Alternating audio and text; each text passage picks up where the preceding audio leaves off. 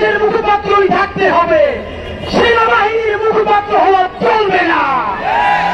জামাতে ইসলামী ক্ষমতায় যাওয়ার জন্য জনগণের পক্ষে না দাঁড়িয়ে যদি ক্যান্টনমেন্টে গিয়ে ভিড় করেন, আপনাদের বাংলাদেশে আর কোন হিসাব থাকবে না।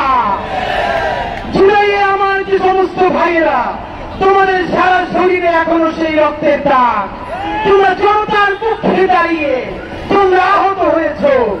আপনারা দেখেন এখানে যে শহীদ পরিবারগুলো, এদের পোশাকের দিকে তাকান, এরা কেউ আরবান মিডল ক্লাস নয়, পশ নয়, শহরের মধ্যবিত্ত নয়।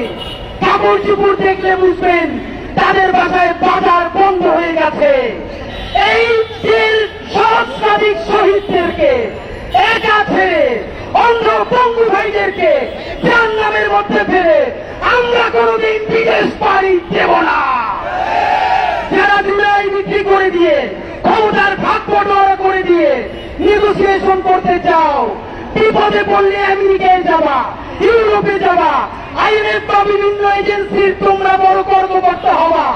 আল্লাহকে সাক্ষী রেখে বলতে চাই, এই দেশে যদি আবার জাহান্নাম নেমে আসে, আমার শহীদ ভাইদেরকে রেখে, আমাদের আহত ভাই বোনদেরকে রেখে আমরা কোনদিন সীমান্ত পাড়ি দেব না।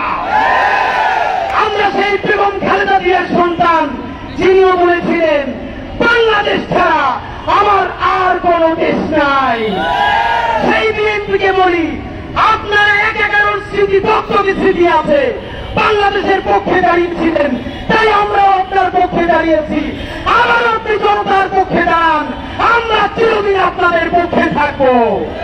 চূড়ান্ত ভাবে বলতে চাই, আর্মির সাথে যারা সংঘাত ঘটাতে চায়, বন্ধুরা তারা বাংলাদেশের বন্ধু নয়। এই আর্মি যেরকম ক্ষতি করেছে, আর্মির বন্ধুরাই কিন্তু আমাদের পাশে দাঁড়িয়েছে। আমরা বলতে চাই, তওবা কমিশন গঠন করো। সেই সব আর্মি অফিসার গুম করেছে, খুন করেছে, হত্যা করেছে, হাসিনাকে পালাতে দিয়েছে, 636 জনকে ক্যান্টনমেন্ট থেকে পাড়ি দিয়েছে, তাদেরকে বিচার করো।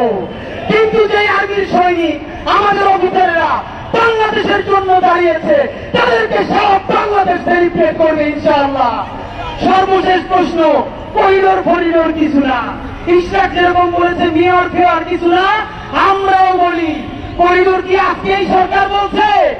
বাংলাদেশ সরকার খুনি হাসিনা ভারতকে একের পর এক করিডোর দিয়েছিল, তখন সেনাবাহিনীর এই অবস্থান কোথায় ছিল?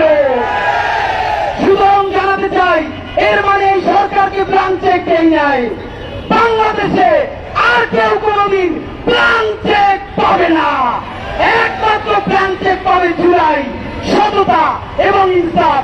যতক্ষণ না পর্যন্ত জুলাই ঘোষণাপত্র আসবে, যতক্ষণ না পর্যন্ত গণহত্যার বিচার হবে, ততক্ষণ পর্যন্ত জুলাই চলছে, জুলাই চলবে।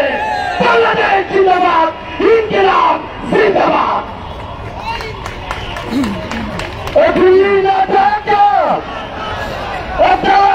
আজাদি